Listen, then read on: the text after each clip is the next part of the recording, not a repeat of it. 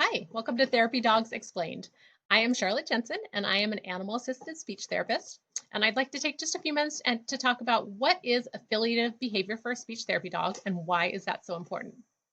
Before we look at some videos and photographs, before we get started, I want to give a big thanks to the families that I work with for being so generous and letting me share photos and videos of their children for the purposes of educating others. A lot of them have really commented that they've seen some great progress since I started bringing the dogs to work with me and are very eager to help spread the word that this is an option for speech therapists because up to now there hasn't been a whole lot of information for our field on the benefits of animal assisted therapy.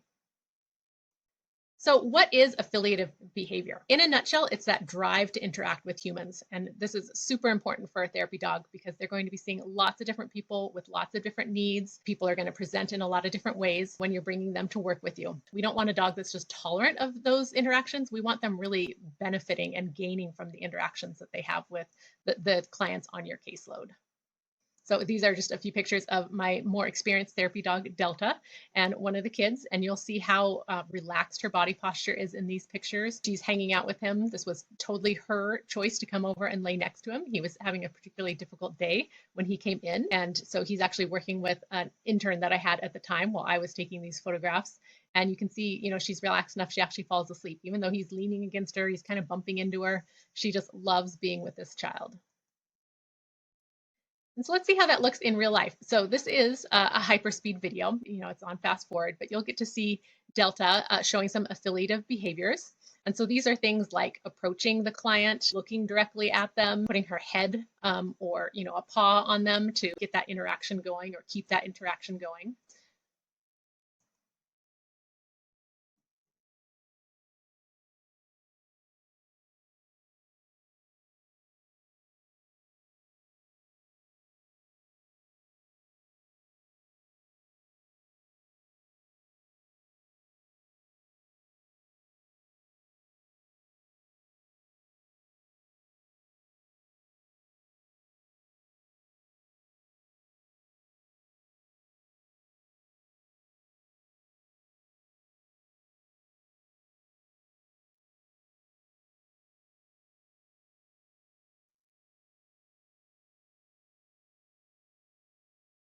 And so you can see, even though I do use treats in my therapy sessions with the dogs, in this case, there's no treats involved. There's nothing compelling her to be there. She just really loves being with this particular client, and wants to be there to support her. And here's my little therapy dog, Sky. This was one of her early visits, so she's still a little pushy. She can be a little bit much at times, but you'll see that even though, she's fairly inexperienced at this point, she loves being a part of this. She keeps coming back for more. So watch just how many times she comes up to approach this child. At this point, she was still giving a lot of kisses. I'm really working on that still to this day. She loves to give kisses, and most of my clients really appreciate that as well, but not everybody does. And so we're working on some boundaries with her, but to see how she just keeps coming back for more interactions.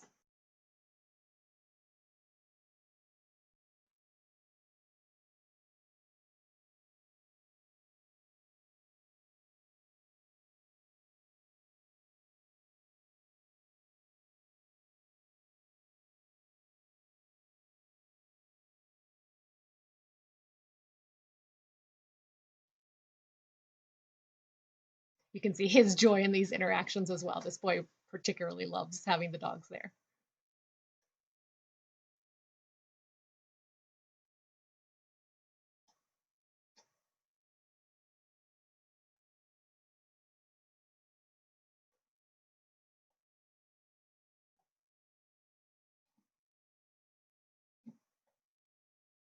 So again, Sky's a little overly enthusiastic.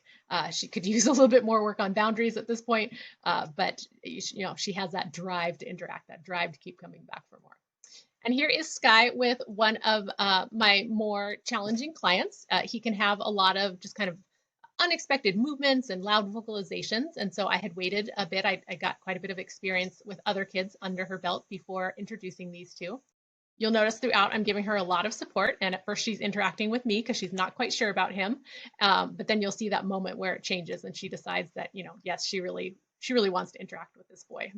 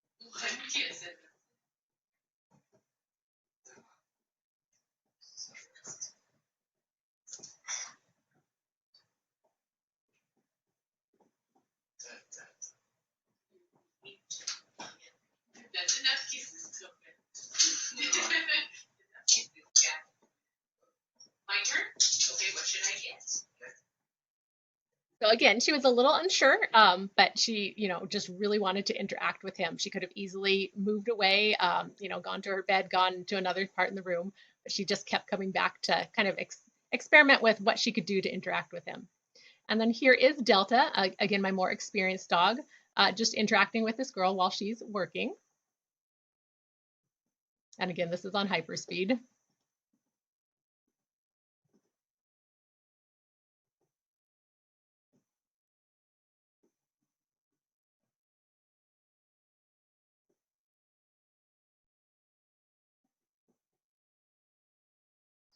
So if this information was helpful for you and you'd like to learn more about animal-assisted therapy in general or animal-assisted speech therapy more specifically, I do have quite a few resources for you. These are all available through my website, www.speechdogs.com.